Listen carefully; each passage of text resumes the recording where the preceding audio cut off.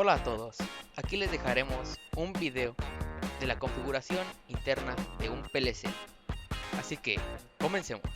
¿Qué es una configuración? Es un conjunto de datos que determina el valor de algunas variables de un programa o de un sistema operativo. ¿Qué es un PLC?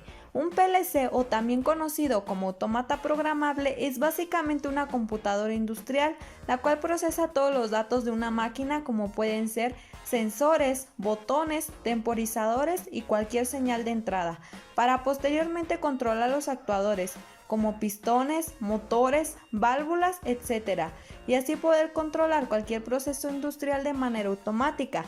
Los procesos que se pueden controlar son los procesos electromecánicos, electroneumáticos, electrohidráulicos, tales como el control de la maquinaria de la fábrica en líneas de montaje u otros procesos de producción, así como atracciones mecánicas.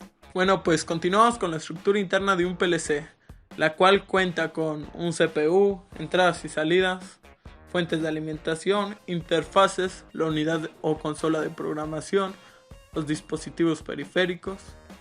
Bueno, pues en la siguiente imagen les mostraremos lo que vendría siendo la estructura interna del PLC. En la parte izquierda y en la parte derecha, en ambas orillas, se encuentra el aislante óptico. En la parte izquierda se encuentra los signos input, que vendría siendo entrada, y en la parte derecha los signos output, que vendría siendo salida. ¿Esto en qué se divide? Esto se divide en tres fases. La primera fase es consulta de entradas y guarda de información en la imagen de entrada. En la segunda fase vendría siendo la consulta al programa según sus datos de almacenamiento de imagen de entrada.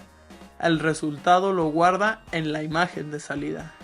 Para finalizar vendría siendo el paso 3. Según la imagen de salida, los dispositivos se conectan a sus terminales con los sensores de activado o desactivado. Y así es como se conforma la estructura interna y externa de un PLC. El CPU. El CPU es el que interpreta instrucciones del usuario y verifica estados de entradas y salidas. Sus componentes del CPU es el ALU, que es la unidad lógica y aritmética, que es la encargada de operaciones como suma, resta, multiplicación, operaciones lógicas como AND, OR, NOT, entre otras.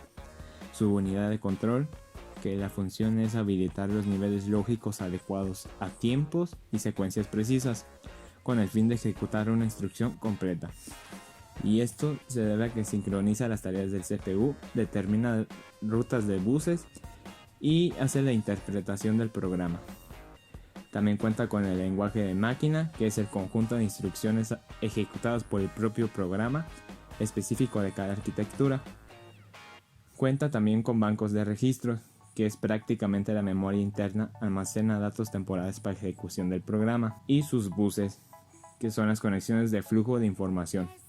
Los buses se clasifican en bus de datos, bus de direcciones y los buses de control. Fuentes de alimentación. Proporciona la tensión requerida para el funcionamiento de los distintos circuitos del sistema. La alimentación de la CPU puede ser de 24 volts de corriente continua o en alterna, de 110 a 220 volts de corriente alterna. En cualquier caso, es la propia CPU la que alimenta las interfaces conectadas a través del bus interno. ¿Qué es el bus interno? El bus es el cual los datos son enviados con bytes y al mismo tiempo con la ayuda de varias líneas que tienen funciones fijas.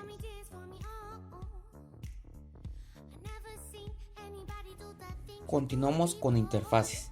En el control de un proceso automatizado es impredecible un diálogo entre operador-máquina junto con una comunicación entre la máquina y el autómata. Estas comunicaciones se establecerán por medio del conjunto de entradas y salidas del citado elemento. Los autómatas son capaces de manejar tensiones y corrientes de nivel industrial, gracias a que disponen de un bloque de circuitos de interfaz ES muy potente que les permite conectarse directamente a los sensores y accionamientos del proceso. De entre todos los tipos de interfaces que existen, las interfaces específicas permiten la conexión con elementos muy concretos del proceso de automatización. Se pueden distinguir entre ellas tres grupos bien diferenciados: entradas-salidas especiales, entradas-salidas inteligentes, procesadores periféricos inteligentes. Las interfaces especiales del primer grupo se caracterizan por no influir en las variables de estado del proceso de automatización, únicamente se encargan de adecuar las ES para que puedan ser inteligibles por la CPU si son entradas o para que puedan ser interpretadas correctamente por actuadores en el caso de las salidas. Las del segundo grupo admiten múltiples modos de configuración por medio de las combinaciones binarias situadas en la misma tarjeta. De esta forma se descarga el trabajo o la unidad central con las ventajas que conlleva. Los procesadores periféricos inteligentes son módulos que incluyen su propio procesador, como memorias y puntos auxiliares de entrada-salida. Estos procesadores contienen en origen un programa especializado en la ejecución de una tarea concreta, a la que le basta conocer los puntos de consigna y los parámetros de aplicación para ejecutar de forma autónoma e independiente de la CPU principal el programa de control. Entrada.